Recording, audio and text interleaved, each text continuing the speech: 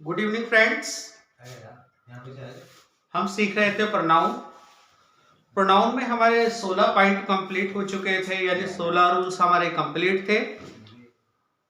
I hope कि आपको अच्छे से आपने उसको अंडरस्टैंड कर लिया होगा। आज हम सीखेंगे अपना रूल्स नंबर 17।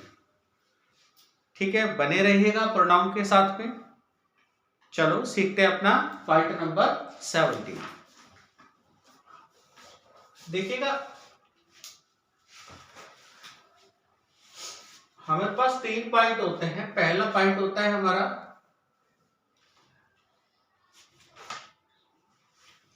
नॉट ओनली के साथ पेयर चलता है बट ऑल्सो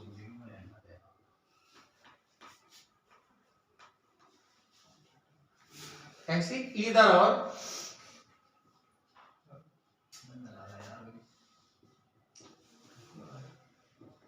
आइदर के साथ पेयर चलता है और का, और नाइदर के साथ पेयर चलता है नॉर का।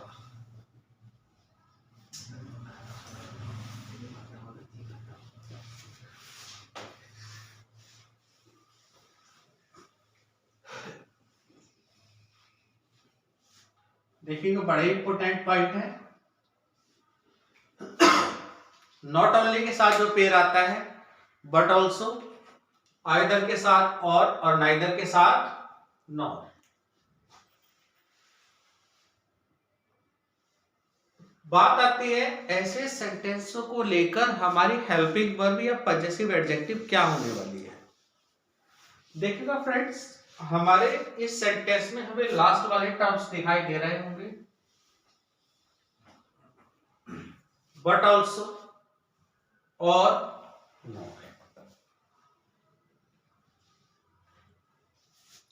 तो लास्ट वाले टर्म के अकॉर्डिंग जो कुछ भी आ रहा है, चाहे वो ऑब्जेक्ट है या सब्जेक्ट है, उसी के अकॉर्डिंग वर्ब आती है। शॉर्ट फॉर्म में नोट कर सकते हैं, नोट बट ऑल्सो कॉमा और या फिर नॉर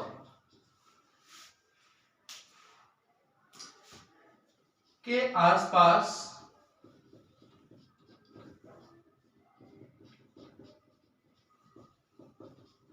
जो भी ऑब्जेक्ट आता है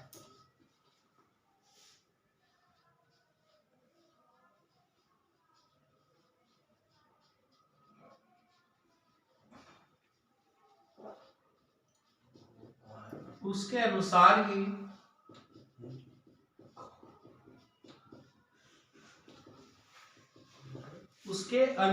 ही वर्ब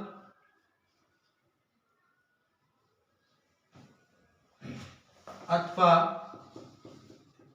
वर्ब तथा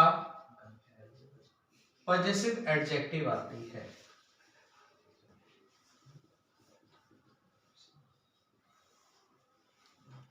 पजेसिव एडजेक्टिव आती है।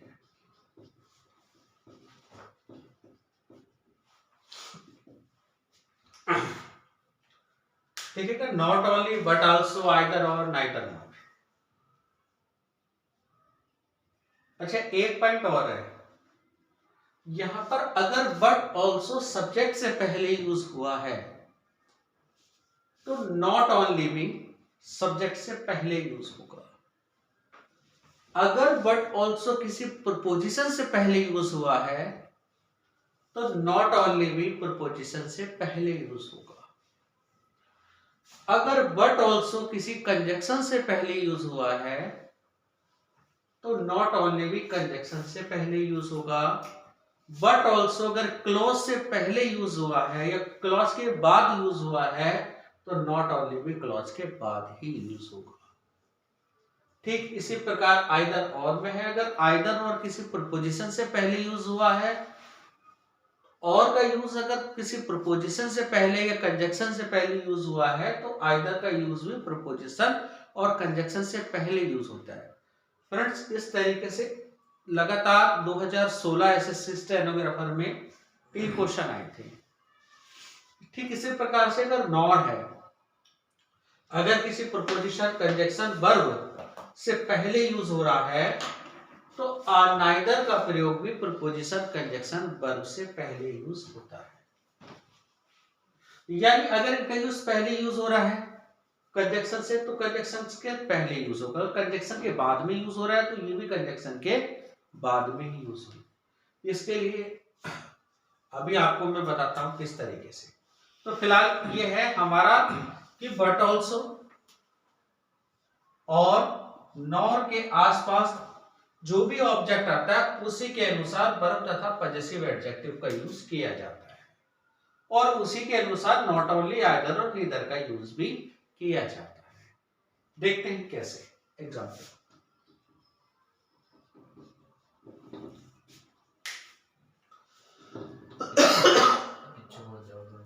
पहला क्वेश्चन है नीदर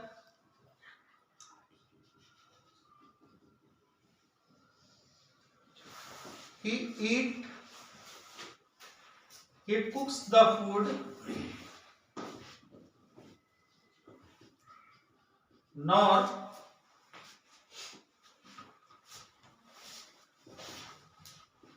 eats। अब देखिएगा यहां पर चूंकि ये sentence neither he कुक्स the food nor Yeats, ना तो वह खाना बनाता है और ना ही खाता है। देखिएगा यहां पर हमने क्या देखा, हमने ये देखा कि वर्ब से पहले नॉर का यूज हुआ है। वर्ब से पहले किसका यूज हुआ है, नॉर का यूज हुआ है। तो फ्रेंड्स यहां पर भी नीदर का यूज वर्ब से पहले होगा। ये रही वर्ब और इस वर्ब से पहले किसका यूज होगा, नीदर का यूज होगा। यानी सेंटेंस में हमें क्या कहना पड़ेगा, हमें कहना पड़ेगा he neither cooks the food nor eats. देखिएगा यहां वर्ब से पहले नीदर का यूज हुआ है और यहां इट्स से पहले जो कुछ भी आया है इस वाले टर्म के अकॉर्डिंग।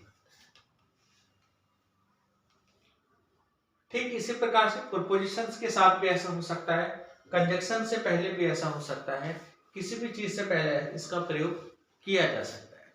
एक एग्जांपल और लेते हैं।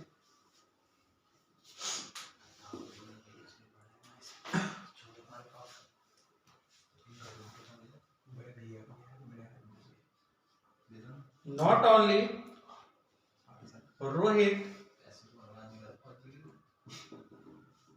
but also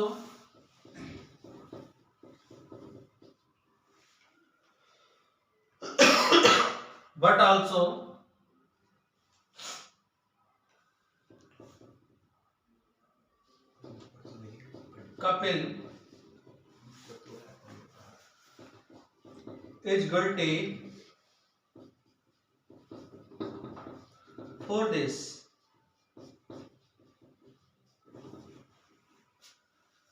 देखिएगा नाउन से पहले बट ऑल्सो का यूज हुआ है तो यहां पर भी रोहित का प्रयोग नाउन से पहले किया गया है। इसी प्रकार से फ्रेंड्स प्रीपोजिशन के साथ भी ऐसे हो सकता है, कंजक्शन के साथ भी ऐसा हो सकता है, वर्ब के साथ भी हो सकता है। जिस मूड में इनका यूज होगा सेम उसी मूड में इनका यूज। बात करते हैं रूल्स पर।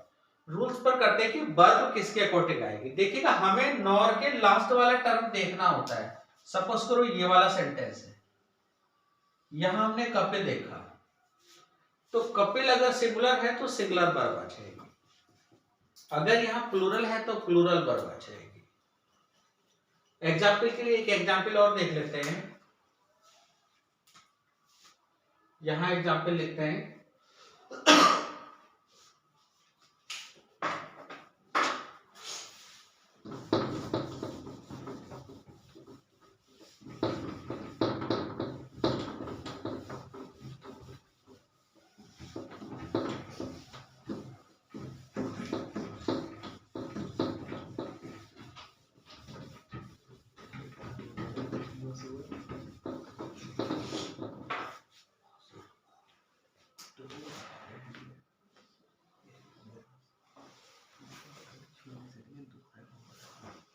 not only Mohit but also his friends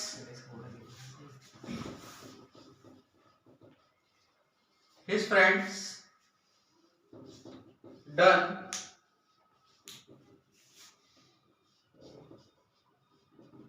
their work. Friends option है have,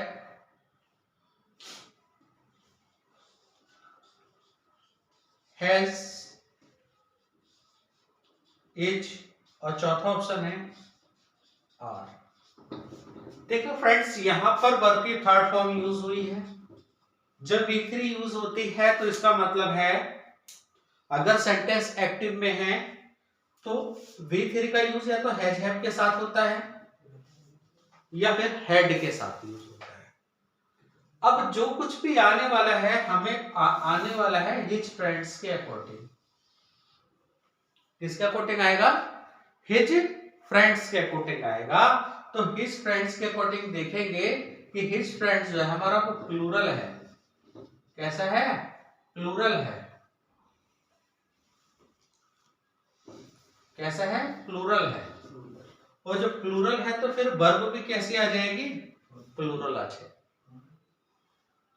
और पजेसिव एडजेक्टिव भी हमारी कैसी आई है? देयर आई है। Not only Mohit but also his friends have done their work. केवल मोहित ने ही नहीं बल्कि उसके मित्रों ने भी इस काम को, अपने काम को क्या कर लिया है? समाप्त कर लिया है। इधर एक एग्जाम्पल और देख लेते हैं।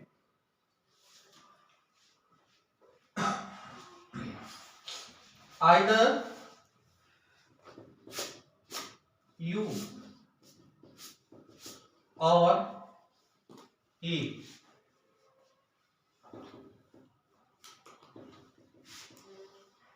are going to school। देखिएगा ये फ्रेंड क्वेश्चन है। Either you और he are going to school और इसके बाद no error।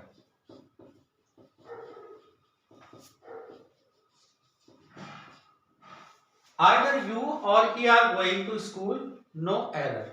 तो देखिएगा फ्रेंड जो कुछ भी आने वाला है वो किसके अकॉर्डिंग आएगा? लास्ट वाले टर्म के अकॉर्डिंग।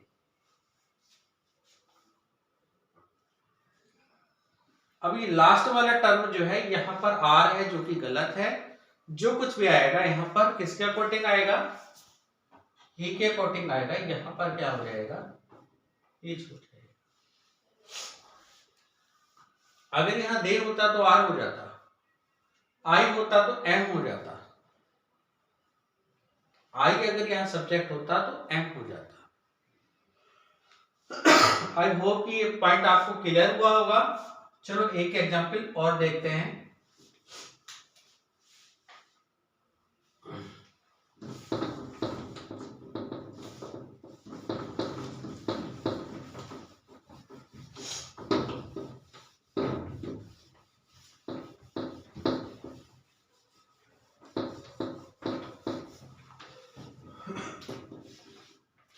एग्जाम्पल है हमारा पजेसिव एडजेक्टिव को लेके। सपोज करो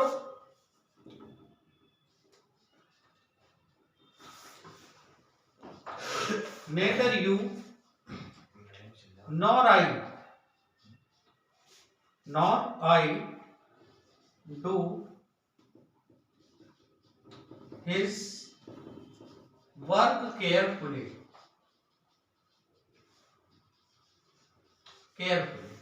Neither you nor I do his work carefully। देखिएगा फ्रेंड्स यहां अगर देखा जाए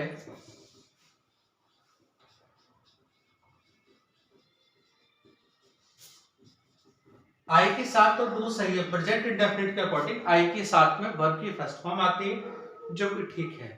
लेकिन बात अगर पजेसिव एडजेक्टिव की जाए तो आई के साथ तो पजेसिव एडजेक्टिव होती है फ्रेंड्स। आई की जो पजेसिव एडजेक्टिव होती है वो माइन होती है, जबकि यहां पर क्या दिया हुआ है? हिज है। क्योंकि जो कुछ भी चलता है इधर सेंटेंस में, जो कुछ भी आता है वो नॉर के या और के या बट ऑल्सो के आसपास जो नाउन प्रोनाउन होता है उसी के अकॉर्डिंग चलता है। तो फ्रेंड्स यहाँ अगर देखा जाए तो हिज पे मिस्टेक है, और यहाँ आई के अकॉर्डिंग देखा जाए तो यहाँ क्या आ जाएगा, माई आ जाएगा। एक एग्जाम्पल और ले लेते हैं।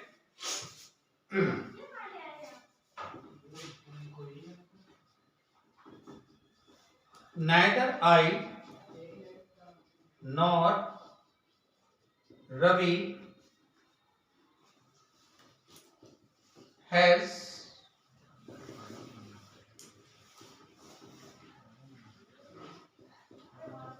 going to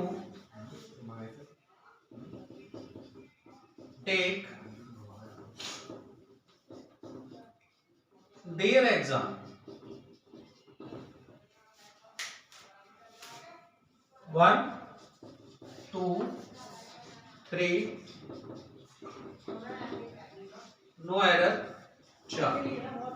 देखिएगा फ्रेंड्स, यहाँ अगर रवि को देखेंगे तो रवि के अकॉर्डिंग यहाँ पर हैज का यूज ठीक है, बट अगर पजेसिव एडजेक्टिव देखा जाए तो पजेसिव एडजेक्टिव रवि के अकॉर्डिंग होनी चाहिए, क्योंकि रवि यहाँ पर ही है और ही का पजेसिव एडजेक्टिव यहाँ पर क्या हो जाएगा, हिज एग्जाम। आई होप कि ये 3 पॉइंट आपके अच्छे से समझ में आ गए होंगे। चलिएगा बढ़ते हैं अपने रूल नंबर 18 की तरफ।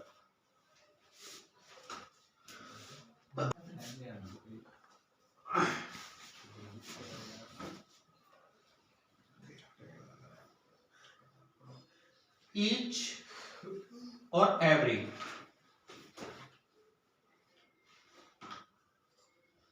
ईच और एवरी में थोड़ा सा डिफरेंस देख लीजिएगा।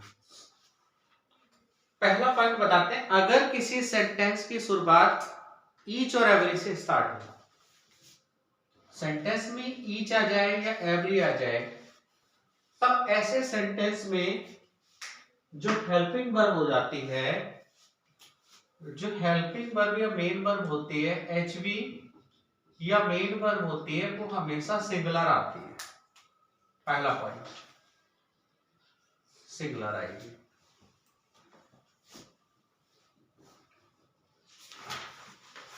सिंगुलर मतलब अगर कहीं आर होगा तो इज हो जाएगा, हैव है तो हैज हो जाएगा, और यदि कहीं वर है तो वॉज हो जाएगा, और डू है तो डज हो जाएगा। बस अगर वर्ब से अगर क्वेश्चन पूछा जाता है तो इन्हीं वर्ब से क्वेश्चन पूछा जाता है कि भाई are, is, was, were, has, have, यहाँ इज हो जाएगा, यहाँ आर हो जाएगा, और डस, डू। बेसिकली ये 4-5 वर्ब होते हैं, यही से बार बार रिपीटेड क्वेश्चन पूछे जाते हैं। तो अगर किसी क्वेश्चन की शुरुआत ईच से या एवरी से हो रही है तो उस सेंटेंस का जो सिंगुलर पर्सन है सॉरी जो हेल्पिंग वर्ब है वो सिंगुलर मूड में आएंगे। चलिए ना थोड़ा सा आगे बढ़ते हैं। थोड़ा सा जब आप आगे बढ़ेंगे तो पजेसिव एडजेक्टिव की बात करेंगे फ्रेंड्स, यानी अधिकार सूचक विशेषण। जो पजेसिव एडजेक्टिव है, जो पजेसिव एडजेक्टिव है वो केवल हिज या हर आएगा, बस इतना सा डिफरेंट है।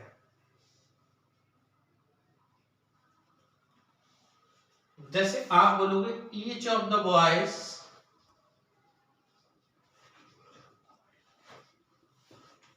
ईच ऑफ द बॉयज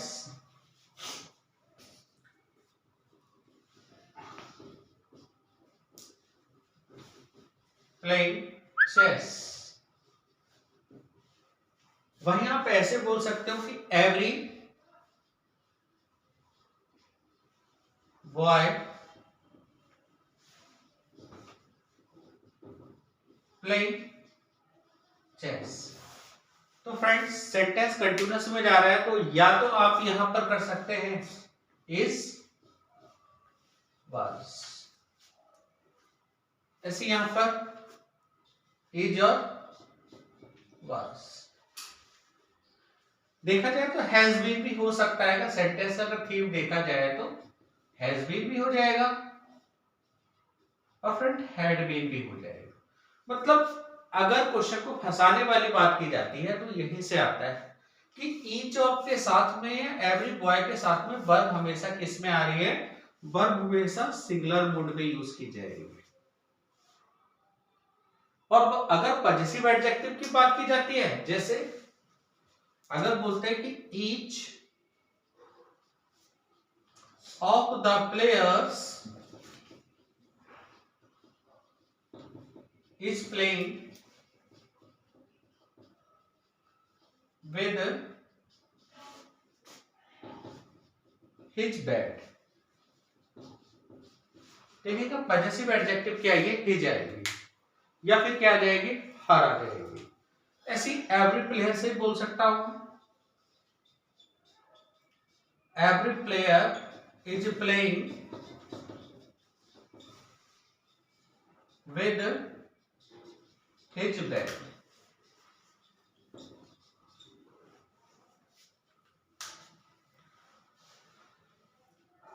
अब यहां पर समझने वाली बात यह है फ्रेंड, जब ईच और एवरी दोनों के साथ में ही सेम पॉजिटिव एडजेक्टिव आती है, सेम वर्ब आती है, तो अब हमें यहां सीखना होता है कि ईच का यूज कहां किया जाता है और एवरी का यूज कहां किया जाता है। ईच और एवरी में डिफरेंट देख लीजिएगा कि सेंटेंस में ईच का यूज कहां होगा और एवरी का कहां होगा। चलिएगा देखते हैं क्या डिफरेंट है।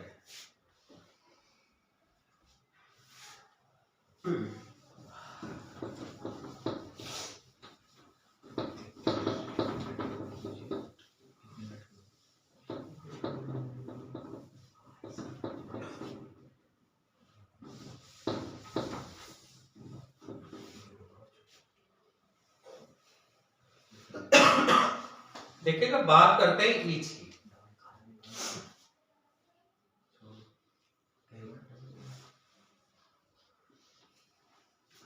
ईच का प्रयोग, ईच या ईच ऑफ आ जाए, क्लास सेंटेंस की शुरुआत ईच से स्टार्ट होनी चाहिए। ईच का प्रयोग दो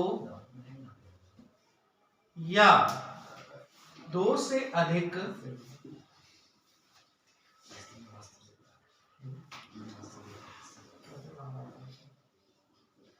व्यक्ति कौन वस्तु में से किसी एक को बताने के लिए किया जाता है।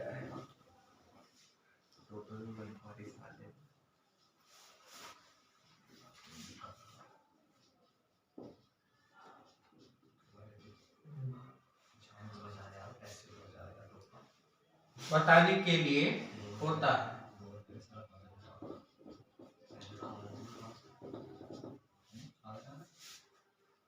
दो भी हो सकते हैं और दो से अधिक भी हो सकते हैं। और फ्रेंड्स यह कह सकते हैं, पॉइंट नंबर दूसरी पहचान तो चलो ये तो सिमिलर हो गई, आप कहोगे ये तो एवरी के साथ भी होता है। ईच का प्रयोग किसी चीज को डिवाइड करने के लिए यूज किया जाता है, या कह सकते हैं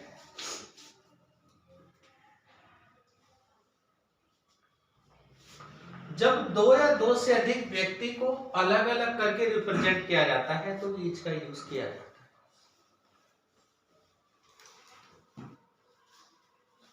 या कह सकते हैं कि ईच का प्रयोग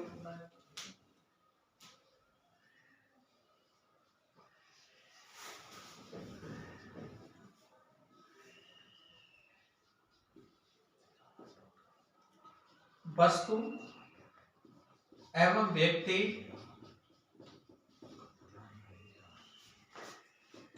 को अलग अलग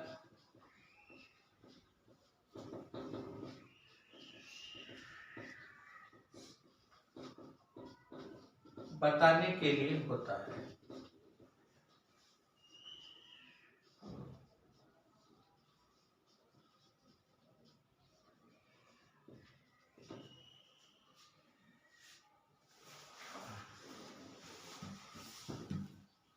तीसरा पॉइंट, ईच का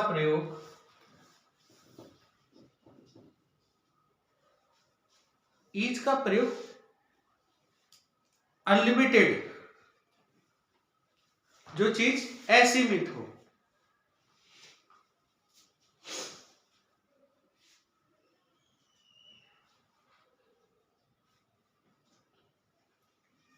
ईच का प्रयोग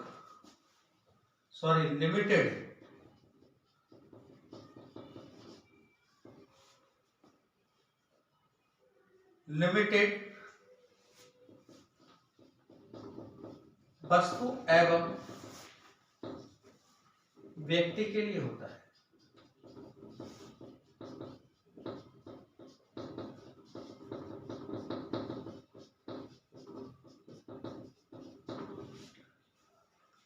सपोज करो, जैसे मान के चलो हम क्लास में हैं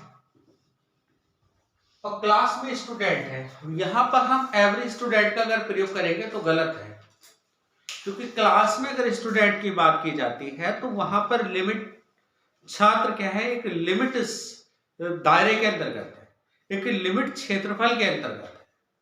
तो वहां पर एवरी स्टूडेंट का प्रयोग ना करके ईच स्टूडेंट का प्रयोग होगा। जबकि एवरी का मतलब होता है, एवरी अगर स्टूडेंट करेंगे तो एकदम इनॉर्मस बात चल रही है, यानी आउट ऑफ रेंज, असीमित, यानी एवरी स्टूडेंट यानी हर एक विद्यार्थी, प्रत्येक विद्यार्थी। आप प्रत्येक विद्यार्थी में स्कूल का भी हो सकता है और स्कूल से बाहर का भी हो सकता है। जबकि each student of the class लगा दिया तो इसका मतलब है, अगर मैं सेंटेंस को अगर देखते हैं, अगर यहाँ सेंटेंस की अगर थीम देखी जाती है, हाँ तो फ्रेंड्स पहले इतना समझ में आ गया आपको कि ईच का प्रयोग लिमिट वस्तु व्यक्ति के लिए होता है। ईच का प्रयोग वस्तु व्यक्ति को अलग अलग रिप्रेजेंट करने के लिए, दर्शाने के लिए होता है। दो या दो से अधिक व्यक्ति और वस्तु के लिए भी ईच का प्रयोग किया जाता है। अब देखते हैं एवरी का।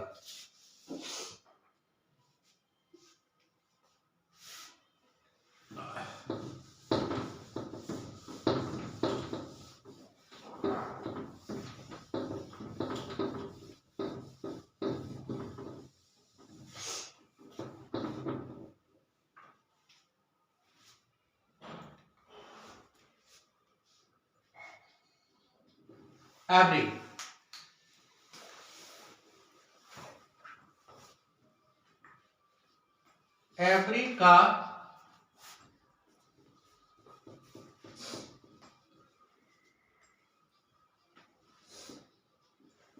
दूसरा वर्ड ऑल होता है।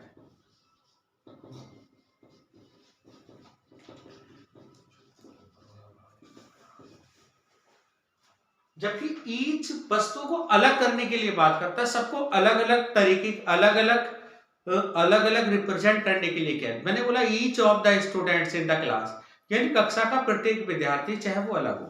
लेकिन अगर मैंने बोल दिया एवरी स्टूडेंट्स, हर एक विद्यार्थी, यानी प्रत्येक विद्यार्थी, सबको विद्यार्थी, जितने भी विद्यार्थी की कैटेगरी में जो भी आ रहा है सबको, चाहे वो क्लास में हो या क्लास से बाहर हो। तो एवरी का मतलब ऑल होता है। एवरी स्टूडेंट का मतलब हो गया ऑल स्टूडेंट्स। पॉइंट नंबर दूसरा,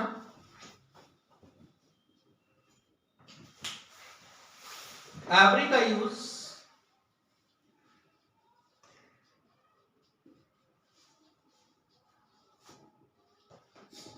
असीम, अनलिमिटेड,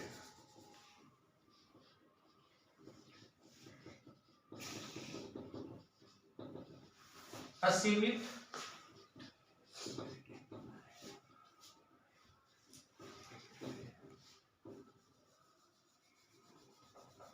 असीमित दायरे यानी बाउंड्री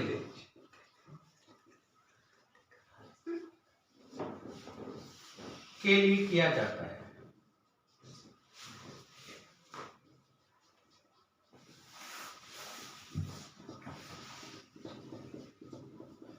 अब देखिए एग्जाम्पल के माध्यम से समझते हैं, ईच और एवरी में डिफरेंट पता चल जाए। देखिए यहां पर मैंने बोला every students every student in the class should take this exam. देखिएगा सेंटेंस यहां पर गलत है, अच्छे से पता चल गया होगा। देखिएगा every student in the class 2 3 और यहां पर नो आएगा। देखिएगा इन द क्लास को अगर देखेंगे तो दायरा सीमित है, असीमित नहीं है। दायरा कैसा है? सीमित है। और जब दायरा सीमित होता है तो फ्रेंड्स वहां पर एवरी का यूज नहीं किया जा सकता है। हमें क्या करना पड़ेगा? ईच स्टूडेंट का यूज करना पड़ेगा।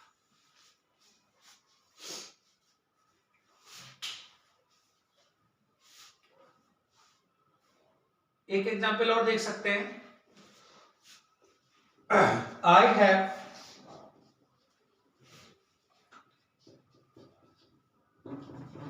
I have 2 dogs. Every dog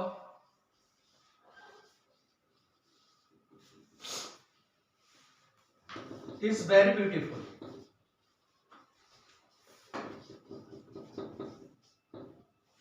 sorry, beautiful के स्थान पर फेथफुल कर देता हूं।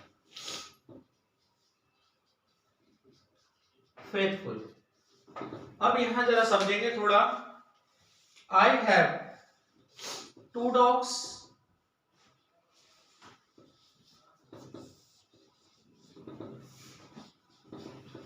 No error. यहां पर I have 2 dogs. Every dog is very faithful. मेरे पास 2 कुत्ते हैं और दोनों ही कुत्ते क्या हैं? बहुत वफादार हैं। अब यहां पर देखेंगे कि दायरा कैसा है? सीमित है, केवल 2 कुत्तों तक का दायरा है। तो फ्रेंड जब दायरा सीमित है तो यहां पर क्या करना पड़ेगा? ईच डॉग करना पड़ेगा। Each dog. आई होप कि ये पॉइंट नंबर 18 समझ में आया होगा। चलेगा, फटाफट बढ़ते हैं अपने रूल नंबर 90 की तरफ। देखिएगा फ्रेंड्स, अगर किसी सेंटेंस की शुरुआत 1 से होती है, बेशक इसके साथ हेल्पिंग वर्ब सिंगुलर नंबर में आएगी, लेकिन अगर इसके ऑब्जेक्ट की बात की जाए, अगर किसी सेंटेंस की शुरुआत 1 से हो रही है तो अगर इसके ऑब्जेक्ट की बात की जाती है तो यहां पर वंस हो जाता है। पॉजेसिव एडजेक्टिव क्या आती है इसके साथ? वंस आती है और रिफ्लेक्सिव प्रोनाउन आती है वंसेल्फ।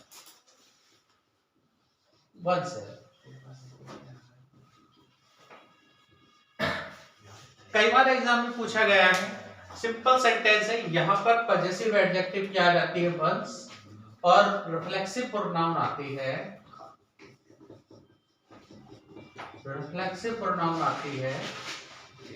वंसेल्फ। एग्जाम्पल है,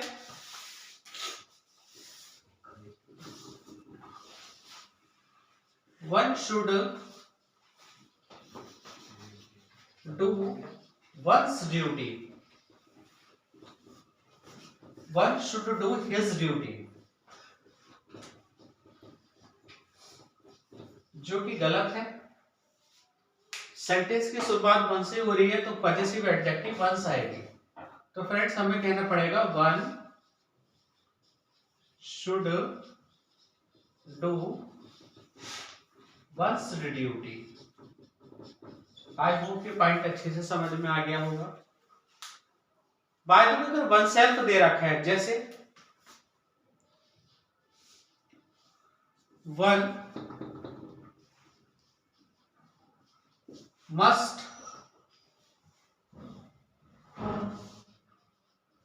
वंस वर्क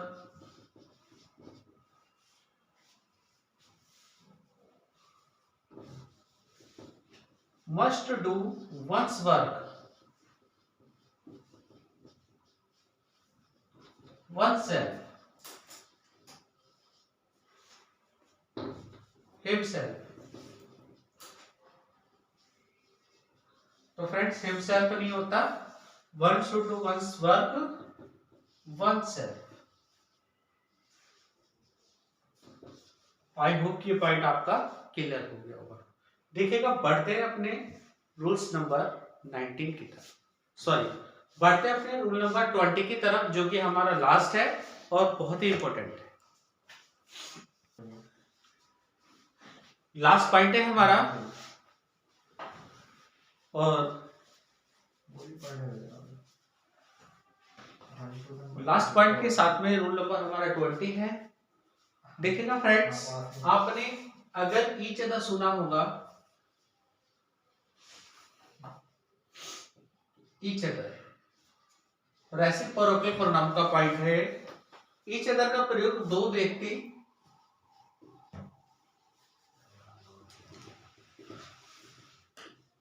अथवा वस्तु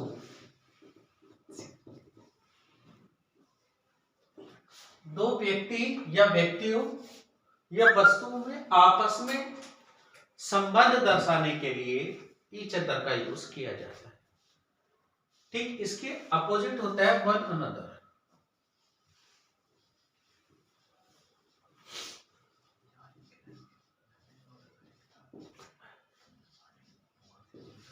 दो से अधिक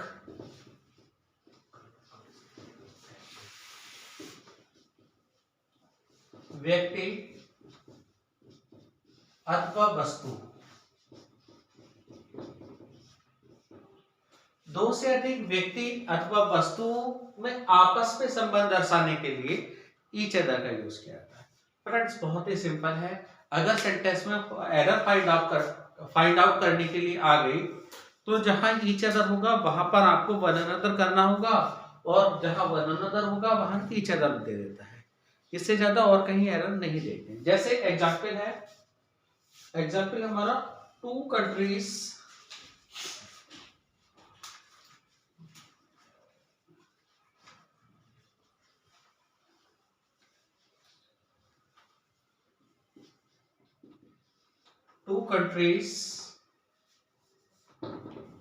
agreed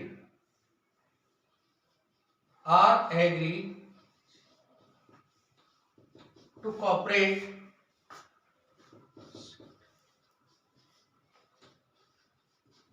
cooperate this plan one another।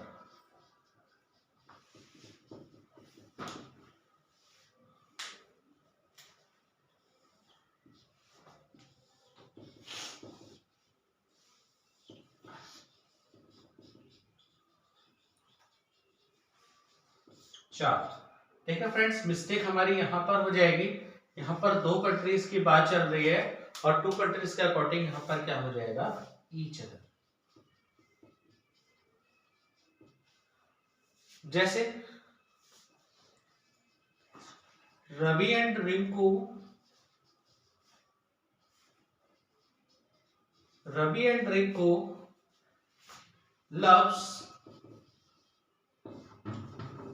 love one another।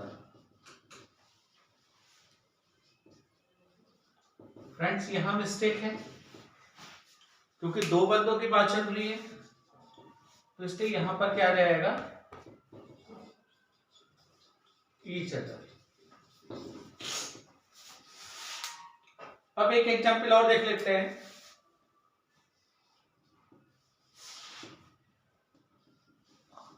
All the sons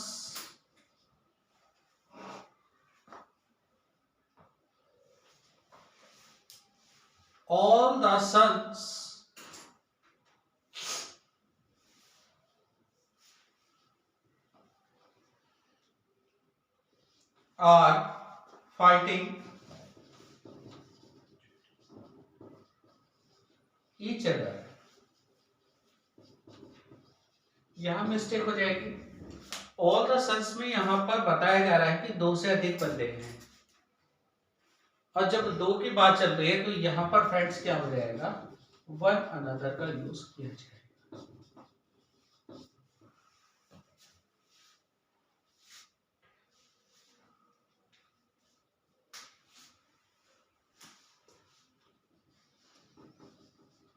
all the countries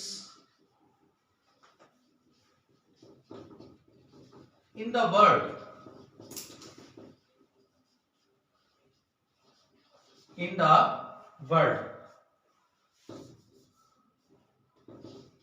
are facing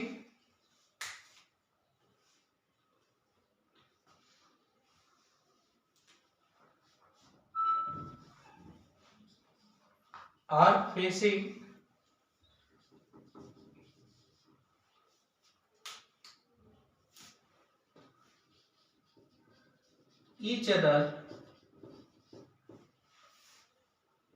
of COVID victim.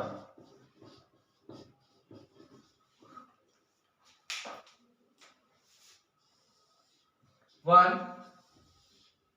2, 3, no error. अच्छा, तो फ्रेंड्स यहां पर ईच अदर, जबकि बात चल रही है ऑल द कंट्रीज का प्रतीक क्या रहेगा यहां पर? One another. आई होप कि पॉइंट अच्छे से समझ में आया होगा। चलेगा, आज हमारा प्रोनाउन के जितने सारे रूल्स थे, मोस्ट इंपोर्टेंट जो रूल थे, वो सभी खत्म हो चुके हैं। और फ्रेंड्स जल्दी इसको आपको इसकी एक्सरसाइज मिलेगी। Thank you class.